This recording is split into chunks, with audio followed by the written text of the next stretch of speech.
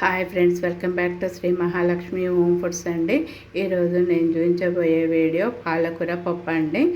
Start చేస్తున్నాండి. పాలకూర పప్పుకు ఫస్ట్ నేను ఒక పప్పు కడుక్కొని వస్తానండి. ఈ గ్లాసెడ్ పప్పు తీసుకున్నా కదండి. ఈ గ్లాస్తోనే మళ్ళీ 3 గ్లాసుల వాటర్ పోస్తానండి.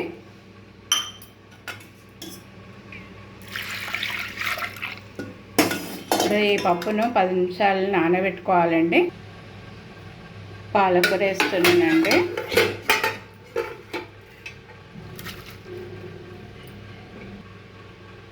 పచ్చిమిర్చి వేస్తున్నానండి. కొత్తిమీర వేస్తున్నానండి. పసుపు వేస్తున్నానండి.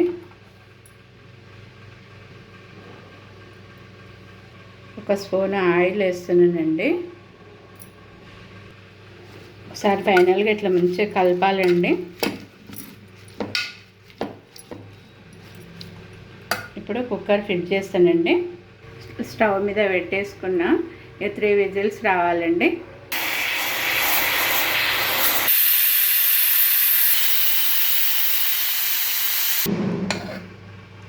చాలా చక్కగా ఉడికిపోయిందండి.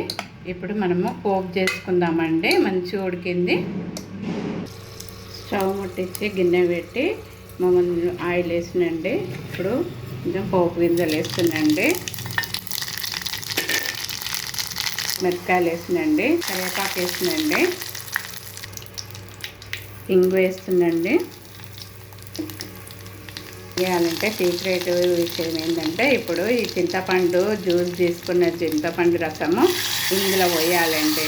ఇందులో పోసి బాగా మరగనియాలండి. మరగనిచ్చినాక పప్పులో కలుపుకోవాలండి. చాలా ఫంక్షన్లల్లో చేసే అంత టేస్ట్ ఎట్లా ఉంటుంది అలా ఉంటుందండి. ఇప్పుడు టేస్ట్కు తగినంత సాల్ట్ వేసుకోండి. ఈ టైంలో కొంచెం అంత పసుపు కూడా వేయండి.